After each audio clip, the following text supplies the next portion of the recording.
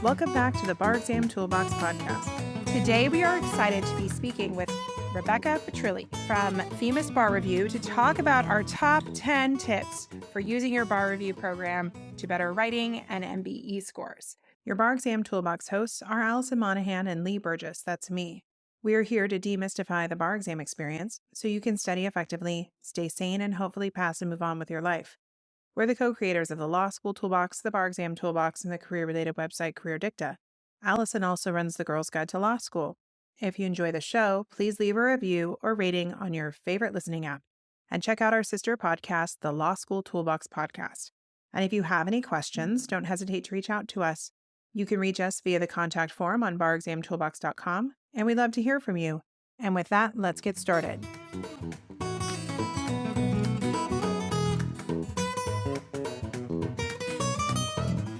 This episode is proudly brought to you by Themis Bar Review, the gold standard in bar exam preparation. Are you preparing for the July 2024 bar exam?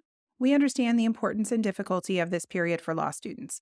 That's where Themis steps in. Themis is dedicated to ensuring your success on the bar exam, offering comprehensive course materials, a flexible study schedule, and consistently high pass rates.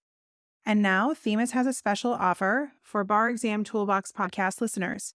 If you sign up for their July 2024 bar review course, you can get a $500 discount using the promo code BAREXAMTB500. That's BAREXAMTB500. This offer is valid until midnight Central Standard Time on May 20th, 2024. Welcome back. Today we are excited to be speaking with Rebecca Petrilli from Themis Bar Review to talk about our top 10 tips for using your bar review program to better writing and MBE scores. So thank you so much for joining us today. We're always excited to have guests on the podcast. Thank you, Lee. I'm so glad to be here. So when I was coming up with our ideas of what I wanted to talk about today, I love a good top 10 list, which anyone who listens to the podcast regularly knows. And I thought it would be fun to go through a list of really how to make the most of your bar review program, because so often I think students are focused on which program they should sign up for, and then they just sign up and go from there. And I think there are ways to maximize your experience and hopefully give yourself a higher likelihood of passing. And I think some of these tips will help. So should we jump right in? Yeah, that sounds great. I think you're right on the money with that. Oh, but before we do that, I should let you introduce yourself and say what you do. Why should you be here talking about a top 10 list? That's probably the best question to start with. That's a great question. So I am a Themis director, which means that I work with students in law school and manage student rep teams at those schools. I also work on our marketing team, and I help students while they're studying for the bar to make sure that they're getting the most out of our course. So I do think I'm especially qualified to talk about this.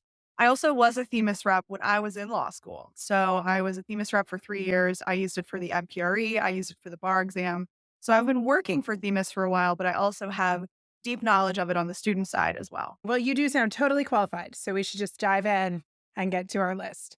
All right, so number one on my list is to work your study schedule and keep up with it, because getting a study schedule is just step one. You really have to work it and make sure that you're doing what's necessary. So could you share with our listeners, if they're not familiar about how Themis works, how does the study schedule work? Is it dynamic at all? And how do you use it to stay on top of your tasks? Absolutely. I think that's a great thing to start with. So to zoom out a little bit, no matter what bar prep company you choose, you're going to have this really big, maybe a little overwhelming the first time you look at it, schedule of tasks. And it's really important to familiarize yourself with those tasks, the different types of tasks in your study list, what that means. Some of these terms and types of questions are going to be unfamiliar to you, and really make sure that you have a knowledge of what you will be doing in kind of the holistic sense before you actually dive into studying. And then once you do dive into the study process, you don't want to just follow the study schedule exactly as it's written without any kind of critical thinking about your study process. You want to do regular self-assessment and make sure that you are utilizing study tactics that work with your unique learning style, that are not making you expend so much time and energy on one thing that you're not able to properly learn the other things that you need to be learning. So it's a continual journey of figuring out what works best for you. What works best for you when you start studying may not be the same as what's working best for you as you get towards the end of your bar study. So staying on top of your schedule is much more than just checking the boxes. Unfortunately, wouldn't it be nice if we could just check the boxes and be sure that we were where we needed to be? It's just not that easy. Yeah, that would be great. So Themis's course is designed to give you a dynamic study schedule. We have what we call an adaptive calendar, and that is going to allocate all of your assignments across the course depending on your chosen start date. Our course opens for full access in March, so you can choose a start date anytime between the open date in March and basically whenever you want. The recommended study start date is sometime mid-May. This year it's May 20th for a 10-week full-time study schedule. Regardless of when you pick a start date, you're going to have your tasks allocated evenly-ish across the duration of your course. And every night at midnight in your time zone, it's going to update and shift it around a little bit to make sure that you are, one, staying on track to get to 100% course completion. And two, you're not going to come back to a super overloaded schedule if you took a day off, or you're not going to have nothing to do if you were really in the zone and working ahead of the day. We also have lots of progress tracker metrics and data analytics within the course that are going to help you stay on track and stay involved in that self-assessment that I talked about. All right. Tip number 2 is a mistake I think that is commonly made by bar takers, no matter what program you're working. That's whether you work with me, that's whether you work with a commercial bar provider, is you must turn in your writing assignments for feedback because feedback is incredibly important. And do you see that this is a mistake that some of the Themis students make as well? Absolutely. So in your Themis course, you're going to have 8 graded essays assigned to you throughout the duration of your study time. And then you can do as many additional graded essays as you want. But at a minimum, you want to make sure that you do those 8 and you want to do them in, I think this is the biggest mistake that people make. It's less not turning in your writing for feedback and more trying to lump all of the writing for feedback into 2 or 3 blocks in your study time. So then you're turning in 2 or 3 graded essays at once, getting all of this feedback, and then trying to implement a lot of feedback into the next couple of weeks of your study process rather than saying, okay, I'm going to try my best to turn this in as close to the assigned date as possible so that I can take the feedback I'm getting and really incorporate it into my study process over the next couple of weeks. I do think this idea of turning in work early to maximize the power of feedback is a really important one. I think that so often bar studiers think, oh, I have to wait until I've mastered the material, or I have to wait until I'm ready to take a 3-hour mock exam to be able to do that practice. But the issue is, let's say it's a 10-week prep cycle and you wait 4 weeks to get feedback. Well, that means you've spent 4 weeks not getting feedback and not refining your work and practicing. Hopefully, you're still practicing, but practicing habits that you may need to then undo. So, that early feedback, I think, is very powerful to inform the rest of your study. Also, it's the only way you can tell if the activities that you're doing are actually working. So, if you are sitting and doing, lectures, maybe you're working on your own study materials, you're doing flashcards. If you do some practice and you have just been studying an area of the law and you cannot answer a question, that is also important knowledge to have because that means you need to evaluate the way you're spending your time or the way that you're using your tool and pivot. The longer you wait to give yourself that feedback, as yucky as it might feel, it's going to really inform how you spend your time. So it's a place of vulnerability. I get that, but you really have to do it early and often to maximize the impact. I think that is such an excellent point. And to build on that a little bit, in your Themis course, you'll have a dedicated essay grader. So the same person is going to grade your essays, meaning you're going to get really comprehensive feedback that builds upon the feedback that you got on past essays. So the earlier you start getting that feedback, the sooner you're going to be able to recognize strengths, weaknesses, patterns in your writing, consistent areas where you're missing the mark, other areas where you're doing really well. And the sooner you have that information, the easier it is to really get a strong handle on it by the time you sit for the bar. Yeah, that's a very good point. All right, let's move on to tip number 3, which is to learn from performance metrics and use feedback wisely to improve performance. So we've been talking about this a little bit, but I think one of the benefits that some of these large providers have, both for essays and multiple choice, especially, are deep performance metrics. If you want to get in there and really get into the data, and I like data, so it can be fun to get in there, but how should students utilize what their course is telling them to look for flags that things might not be going well? That is so important. And I think a lot of students do miss this component of their course because there's so much going on when you're studying for the bar. It's hard to be like, yeah, I need to go in and look at the intricacies of my MBE performance. But it's one of the best things that you can do for yourself. The same thing is true of essays, but I think we already covered the essay process and that feedback and information. But when it comes to your MBEs, in the Themis course, you will have access to really granular MBE metrics. And that's going to look like a page that gives you your overall percent average, the time you spent per question on average, how many questions you've completed. And then it's going to give you the percent average for every single subject. And then you're going to be able to go into each of your individual question sets and look at your performance there. And in the subject and set breakdowns, you're going to see those things divided by subtopic. You're going to see how long you spent on each individual question, whether you got it right or wrong. You can click straight into the answer explanation and review it from there. And you're going to really be able to see, okay, maybe I'm averaging a 50% in contracts, but I'm scoring really well in X part of contracts, and I'm scoring a 36% average in Y section of contracts. And you're going to know at that point, okay, I don't need to relearn all of contracts. I just need to really focus on this component of it. And I think taking that kind of mindset and seeing where do I need to refine versus feeling overwhelmed about the idea that you're not performing as well as you want to be in a given subject or a given question type, that can really take a lot of the pressure off and make it easier to progress. I also think it's important to do enough questions so those metrics are really meaningful, because often when I talk to students who have failed, I'll hear, well, I did 400 multiple choice questions or I did 500 multiple choice questions. And I'm like, that's great. You need to be doing like thousands, like not like Yes. hundreds. Because even if you just do 400, you're really not even getting the benefit of the back end of these tools that are going to give you all of this information. You need to do the practice to get better at the MBE. There's no question about that. But metrics don't mean anything if you haven't done enough questions. You have to do the questions to be able to get the data back.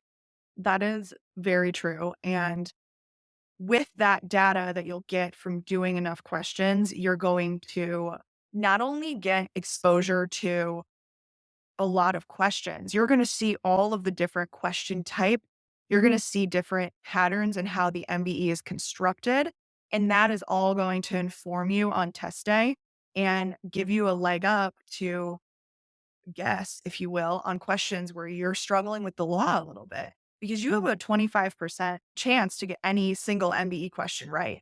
If you understand the logistics behind the construction of these questions, because you've seen 2,000, 2,500 questions in your study process, you're going to be a lot better of a guesser. So I think it really serves you from every angle. You're learning the black letter law while you're doing these MBE questions, especially if you're reviewing the answer explanations while you do it. You're getting more comfortable with the idea of taking these questions within the specified time frames that you need to work within. And then you're also, like I said, going to make yourself a slightly better guesser. So it's a win all around, even though it is a challenge when you're actually doing it. It is. It's a lot of questions. I remember the morning I sat for the MBE, which was more years ago than I'd like to admit now. My dad did call me and said, just remember, the answer is all on the page. And I was like, I don't know, it makes me feel better, Dad, but I appreciate the feedback. We'd actually really like that. I wish I had thought of that while I was studying because you're right, you have everything there. And I struggled with the MBE. The MBE was not my friend. I did much better on the essays, but I think that mindset of the information is in front of you. You just need to know how to work with it. That's Yeah. really key. That's a great tip. Yeah. Wisdom from Lee's lawyer dad. What can you say? All right. Tip number 4, which shows that not all bar providers are created equal, in my opinion, is that I do believe it's important to use a multiple choice program for the MBE that does include the real licensed MBE questions along with other questions, because those of us who have licensed the MBE questions, myself included, know that there are not thousands of them. And if you need to do thousands of them, the other questions have to go from somewhere. But I do think it's important that students interact with these real licensed questions. And you need to ask your bar provider if they have real license questions. So does Themis use real license questions? We absolutely do. And actually, gives me a great opportunity to talk about the UWorld MBA QBank.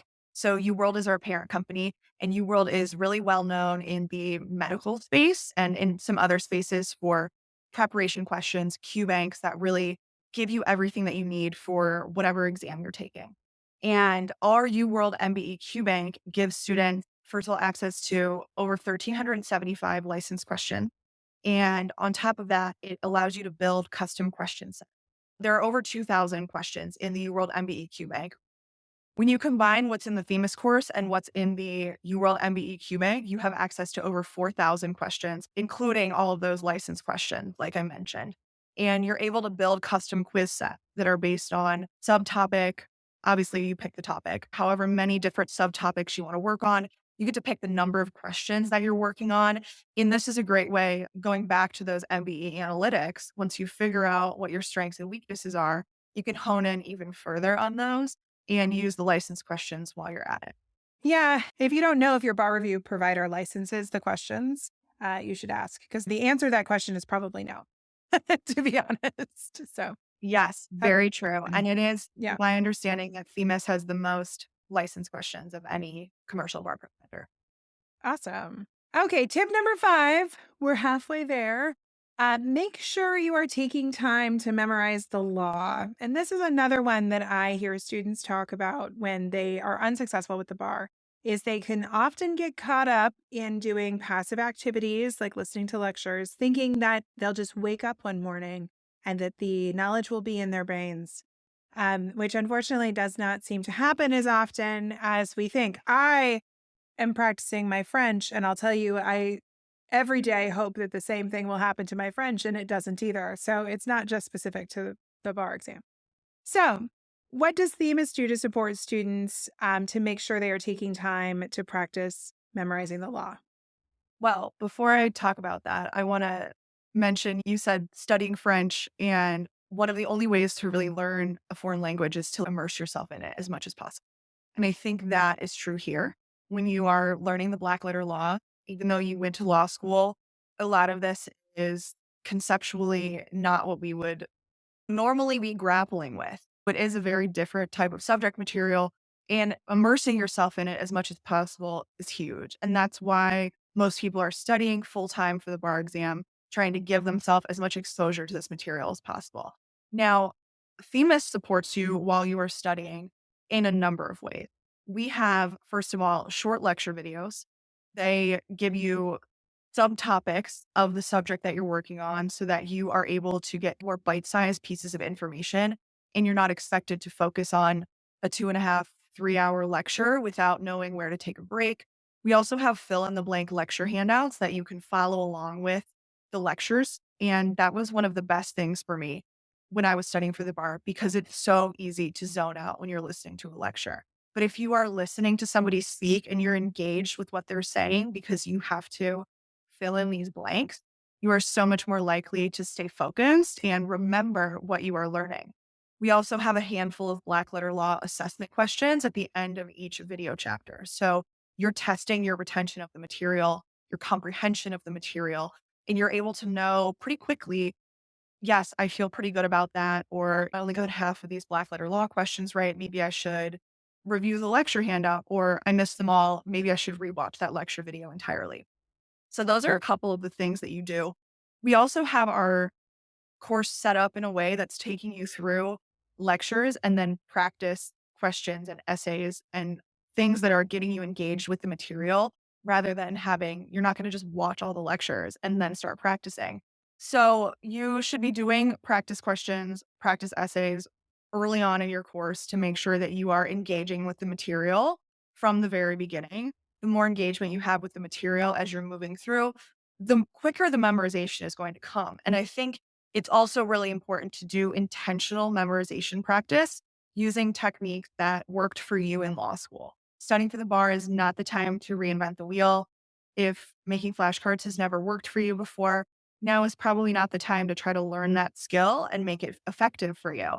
Rely on the tactics that you used when you were studying for exams and look back on what classes you got the best grades in. How did you study for those? Use those tactics here. A mistake that I see people make a lot is trying to get through the lectures as quickly as possible. And then it's 4 weeks before the bar exam and they haven't done any substantive memorization practice and they're trying to cram it all into just a few weeks. You want to do everything you can to avoid that. And I will give the caveat that it will not stick for a while. You will be doing memorization practice. You will be trying to engage with this material and you're going to feel so frustrated because you're scoring 40% on your MBEs or whatever it may be. But the practice is the process. And everything that Yeah. you do leading up to the bar exam is just practice for you to take that test. I think that's all really great. I also think that students should keep in mind that what you're really doing is putting memorization deposits in the bank. We've talked a lot with the founder of Spaced Repetition as a different type of idea of how to memorize material. And whether or not spaced repetition works for you, it's interesting. You should listen to some of our podcast listeners if you want to learn more about it. But the idea that it's about the consistency every day of reviewing and drilling, and that is how we really learn in the most efficient way, I think is something that can be lost. It's not about spending 2 hours in front of your outline and saying, this is when I'm going to memorize contracts. It really is, what are you going to memorize today? And you're going to build on that tomorrow and you're going to review it again. And it's really this step by step kind of building over time. It's not one day that creates bar exam magic. It's the compilation of all the days together.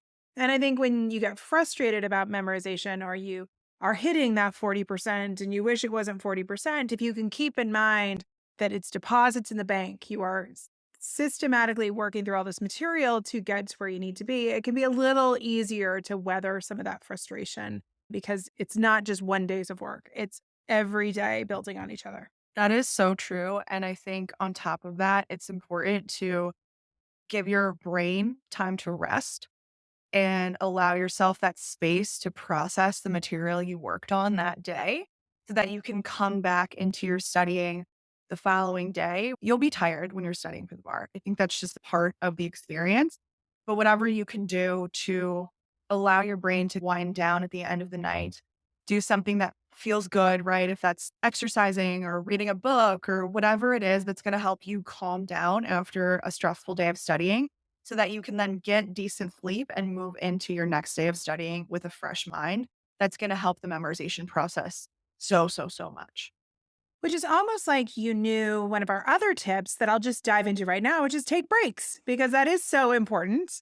We are just of one mind on this one. Breaks are incredibly important. You have micro breaks that need to happen within your study day because most people cannot focus for more than 90 minutes, and then it often gets shorter after that. Anyone who struggles with attention deficit issues is likely not even able to do that 90 minutes. 90 minutes for those of us in the modern world, for any of us, is a pretty big challenge if you turn off all your devices and just do one thing. So taking micro breaks is important, but also, like you said, being a whole person, taking care of yourself, sleeping, taking time to spend with friends and family, walking your dog, go on a hike. I studied for the bar in very foggy San Francisco during the summer. And so my best friend would drive me to the sunshine on the weekend. That was our thing because it was just so depressing. It was a very foggy, cold summer. And you only have to drive like 30 minutes away. I now live in the sunshine outside of San Francisco, but we would drive and just go hiking because I desperately needed vitamin D.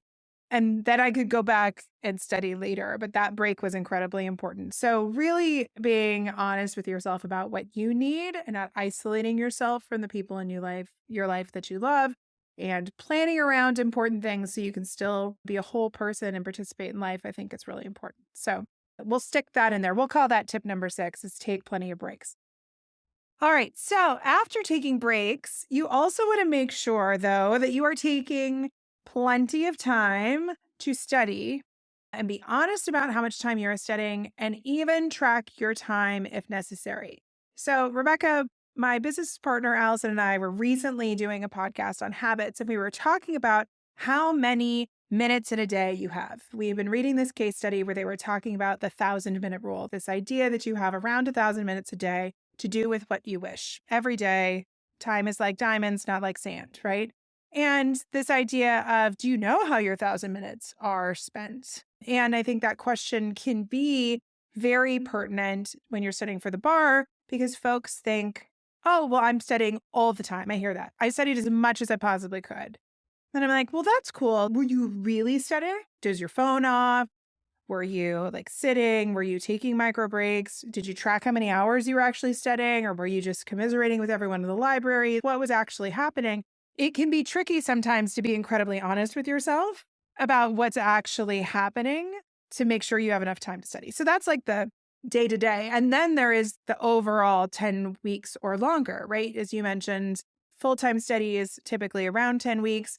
But if you are studying part time, you may need more time. If you are a foreign trained attorney that isn't familiar with this law, if you get extended time, there are lots of different things you want to consider. Running out of time and not having enough time to study seems like it shouldn't be a thing, but it really is a thing for a lot of people. Yeah, it absolutely is. And I love your point about being very intentional with your time because I will also talk to students who are like, I'm studying for 10 hours a day. Well, if you're studying for 10 hours a day and putting in actual focused work, first of all, your body would probably not be able to sustain 10 hours of focused work in a day. And you would be seeing maybe not hugely different results, but you would be seeing different results than what you're seeing, right? I get that frustration a lot. I'm spending all this time and my MBE scores are not improving. It's not just about the time. The time is so, so, so important, but it's also about, are you using your time efficiently? Yes, you have to study enough, but you also need to be studying in a way that is beneficial to you. I mentioned this earlier, lean into your learning style. Don't spend 3 hours reading a 100-page outline. For most students, that's not an effective study method. It's going to be much more effective for you to engage in, for me, for example, handwriting. I learn things so, so, so well if I'm writing them down by hand. So I would look at the MBE answer explanations and take notes on the nuance of the law that I was learning through that, things that I didn't know, or even if I got the question right and was like, I don't really know why I got that question right. I'm figuring out why to make sure I'm learning the law.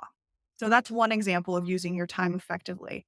I think tracking your time is a great idea. I think also setting yourself up with a really regimented study routine is a very good way of setting yourself up for success. I had a friend that I studied with. We met up every day at the same coffee shop. It took us a little while to find our study spot. And then once we found it, we were there every single day to the point where they started giving us free coffee. They were like, you're in here every day, which was great. We obviously loved that.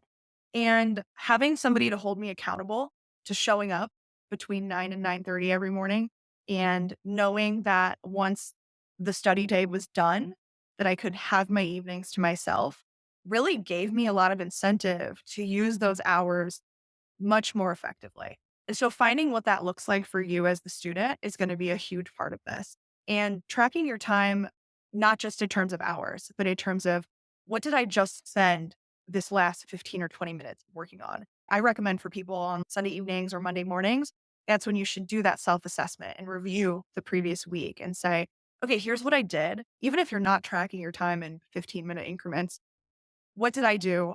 How did it affect me? Do I feel like it's working? Are there things I need to change? And then you can go into the next week with a better idea of how you want to spend your time. Yeah, I think that's all incredibly important. We did an interesting podcast. Maybe it was the same one. I can't remember. But we were talking about Adam Grant's new book, Hidden Potential. It's actually sitting on my desk. I don't know if you've read it yet. No, but I heard you And talk about it with the podcast with yes, Michelle. because it's like my new thing because he is talking about learning styles in it. So we'll link to that podcast if you want to hear me talk about it more from notes and not just what I remember off the top of my head. But one of the things he talks about in there is the importance of really testing yourself and making yourself uncomfortable and doing the hard study tests. And I think when we talk about giving yourself plenty of time to study, tracking your time and being honest about how you're using your time, this idea of, are you doing activities that are getting you closer to your goal? And are you putting out effort? Because I think that 10 hours of passive study can be so comforting. If you're super comfortable, then that typically means that it's not going well. So if you were just like, "Yeah, I know everything," you're not studying the stuff that you're the most challenged by. This stuff is not easy. We all have subjects that we know better than others. If you are just happening to rock the subject you did your law review article on, that's not a great barometer of what's actually happening. So I think checking in with yourself and saying, am I doing the heavy lifting? Am I challenging myself? Am I doing things to allow myself to make mistakes? Am I learning through those mistakes? You have to check in with yourself about that because the hours can just disappear without the heavy lifting actually happening. It's crazy to think about if you're thinking about studying for the bar and you might be saying, like, Lee, that is just not even possible. If you're studying for 10 hours, you're going to be exhausted and you're going to have been so productive. And the answer is unfortunately not always. Depends on what you do in those 10 hours. We've all seen it. We've all seen it over the years. Definitely. All right. Now, tip number 8, we are winding it down of our top 10 list. Tip number 8 is to ask for help and use all the available resources available for you. So sometimes your school might have resources. Sometimes you might have to find outside resources like what my team typically does, but also it sounds like Themis has resources that maybe students always don't utilize. So can you share with us a little bit about the resources that Themis builds in so students can ask for help if they need it? Yeah, that's actually one of the best features of our course, in my opinion. We have what we call a message center, and you can direct questions to study strategies, graded essay, customer servants, etc. We have a 2 business day turnaround time on those. So you're getting really consistent and quick feedback on whatever your issues may be. And you'll also have a link where you can set up a call with an attorney director like me throughout the entirety of the course. So you can check in and say, I'm struggling with X, Y, and Z, or I would love to do kind of an overview of what I've been doing so far and try to find ways to optimize that, etc. So we are really accessible and available for you during this study time. Even though this is a self-guided course to a degree, you're never going to be left hanging. We want to make sure that you're using the platform to your full potential to get what you need out of it. And I would assume the same advice would apply that we were talking about with getting feedback is don't wait too long to ask for help because the help is going to be more meaningful the earlier you engage it. Absolutely. Yeah. If you are struggling with how to prioritize your time in the beginning, you are going to be so much better off if you ask for help within the first couple weeks of your study period versus waiting until week 6 or 7 and realizing that you've only gotten through 20% of the course. And then you're going to really be not having fun for the rest of your study time. So, everything you can do to get that feedback early is going to make the entire process go more smoothly. Yes. All right. Well, that leads us well into tip number 9, which is if everything is not going smoothly, you have to make a plan for how to triage if you get behind. And this isn't always that you have made mistakes. This can be you get COVID and you end up not being able to study for a week and a half, or something happens in your family and your attention is pulled away. I've had students have their appendix out. You name it. I've been doing this long enough. I've heard all of the things that can happen to derail your studying. So it is not just that it's necessarily going badly, but whatever has taken you off track, you have to make a plan to triage. So, how can Themis' students utilize the tool? Let's say you're into that last month, you're into that last few weeks, you are heavily behind on your study schedule. What would you do? So I would take a few steps here. First, I would reach out to your attorney director and set up a call. That would be the first thing I suggest because you want to have somebody who has experience doing this, having already sat for a bar exam. All of our attorney directors are attorneys, so they've sat for a bar exam. They know what it's like, and they're going to be able to give you actionable advice. And they're going to hopefully help you feel a little bit better about it, give you some words of affirmation, etc., to make it seem a little bit less scary. And then you're going to want to make sure that you get through all of your substantive lecture videos. I know I said earlier, don't just watch all the videos, but if that's where you are and you only have a few weeks left to study, watch the videos and do as much practice as possible. You want to do MBE and essay and MPT practice. And again, your goal is going to be expose yourself to as much of the material as possible remember that the bar is a test of minimum competence, not maximum competence. So you don't need to know every single nuance of every single piece of black letter law to be successful, but you need to know enough. And at that point, you're going to cut out any additional distractions in your life to the extent that you're able to do so. And you're going to dedicate 8+ hours a day to focused study so that you can get through the material in time. I also think it's really important to assess whether or not sitting for the exam for that administration is the right choice for you given your circumstances. Because if you are not going to be able to dedicate the time to studying between whenever you realize you're behind and the actual bar exam, it might be best to defer. So I think that's a conversation you need to have with yourself, with your partner, financial support, et cetera, and just make sure that you're doing what's best for you so that you can end up being successful on the bar. Yeah, I think that's an important question to ask yourself, especially if you are able to ask for the opportunity to defer by your jurisdiction. So calling the bar, physically picking up the phone and calling and getting all that information will help you be able to make those choices. I think the other thing I would add to that is be aware of what is most likely to show up on that test. So if I am sitting for the UBE and I don't like civil procedure, which is true, I typically need to make sure that I have done a lot of civil procedure practice because it is one of the most heavily tested questions out there. The likelihood that Civ Pro is going to show up on that test is incredibly high. Same thing in California. If you don't want to study professional responsibility, tough, it's probably going to show up on your test. You need to be able to be comfortable with that. So the other piece of that, I think, is be honest about what you're most likely to see and make sure that you're not saying, well, just like flunk the Civ Pro, because who knows? But you're likely to see that. That's a terrible mathematical decision to make.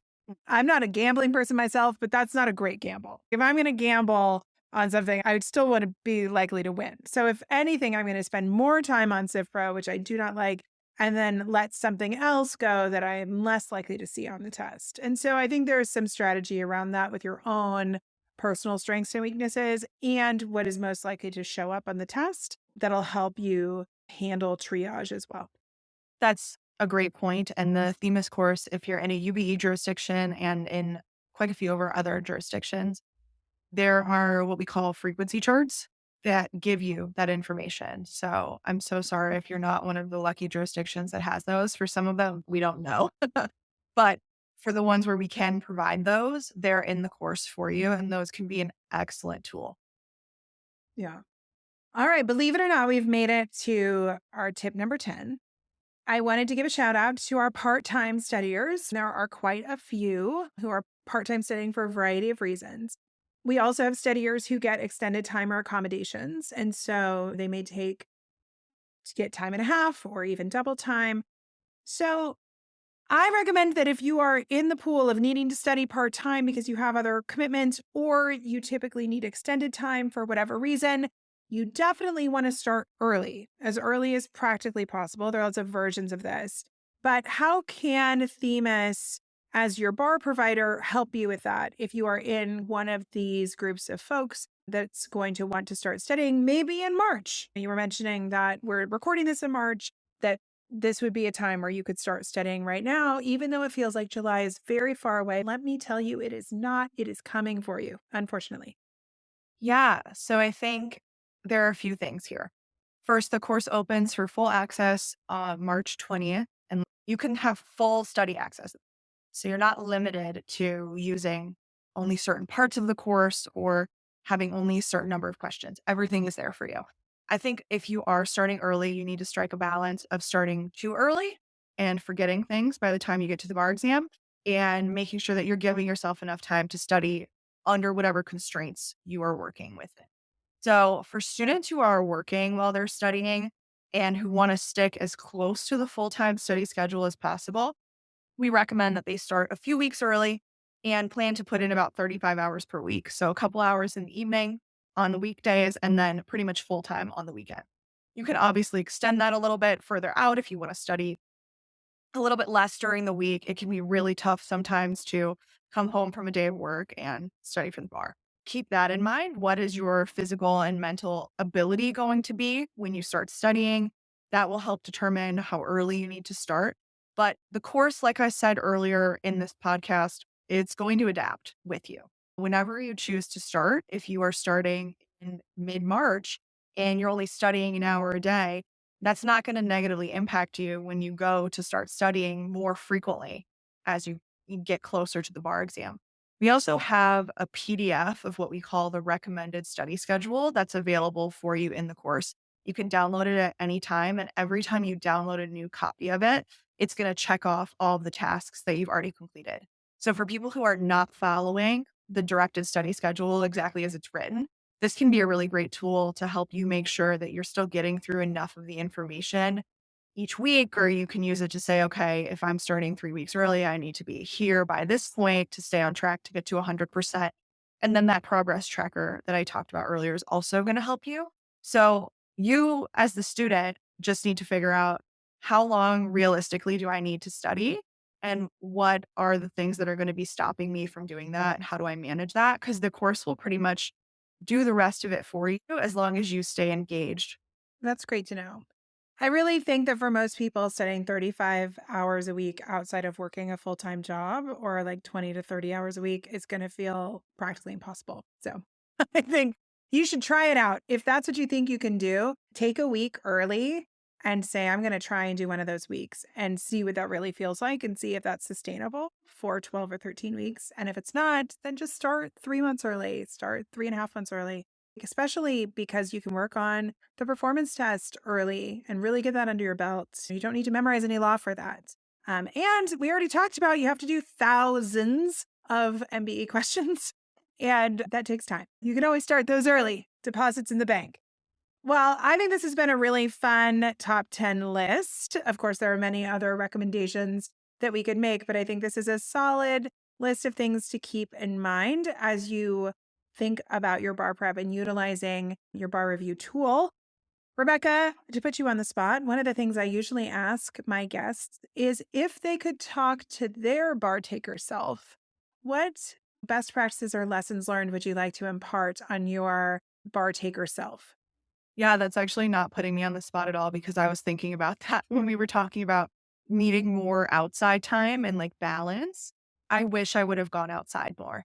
It was a beautiful summer here in Cleveland, and I was indoors so much that on the 4th of July, my family had a boat docked downtown and went to the pool with my family that day. And I got in the pool, and my cousin was like, I've never seen you this pale. I really had no stuff all summer long. And looking back, I think my life would have felt a lot better had I gone outside and stepped away from the screen. I did a decent job of having balance and keeping my evenings to myself, but I did not engage with the outside world in a way that I wish I would have. I also would have told myself to study more efficiently earlier on in the process. It took me a while to figure that out. And knowing what I know now, the first 3 weeks of bar prep could have been so much more effective than they were because I had to get into that routine. Yeah. See, you needed a friend to drag you outside to go hiking in the sunshine. I really did. Amazing. Well, thank you so much for your time, Rebecca, and sharing your wisdom and details about Themis Bar Prep.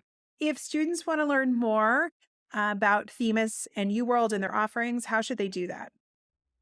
So we are at Themis Bar on pretty much every social media platform. If you want to find us there, you can always reach out to us via email at info@themisbar.com. And we have a lot more information on our website about our free resources and our bar prep course.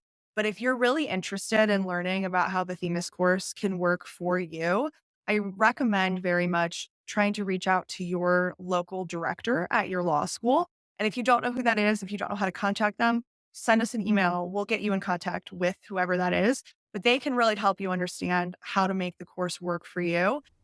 Awesome. Well, thank you so much for your time today. We really appreciate it. And good luck with everyone's bar study. Thank you, Lee. It was so great to be here. And with that, we are out of time. Once again, we would like to acknowledge Themis Bar Review and thank them for sponsoring this episode. Remember, Themis has a special offer for Bar Exam Toolbox listeners. If you sign up for their July 2024 bar review course, you can get a $500 discount using the promo code BarExamTB500. This offer is valid until midnight Central Standard Time on May 20th, 2024. Once again, the code is BarExamTB500. If you enjoyed this episode of the Bar Exam Toolbox podcast, please take a second to leave a review and rating on your favorite listening app. We'd really appreciate it. And be sure to subscribe so you don't miss anything. If you have any questions or comments, please don't hesitate to reach out to Lee or Alison at lee@barexamtoolbox.com or allison@barexamtoolbox.com, or you can always contact us via our website contact form at barexamtoolbox.com. Thanks for listening, and we'll talk soon.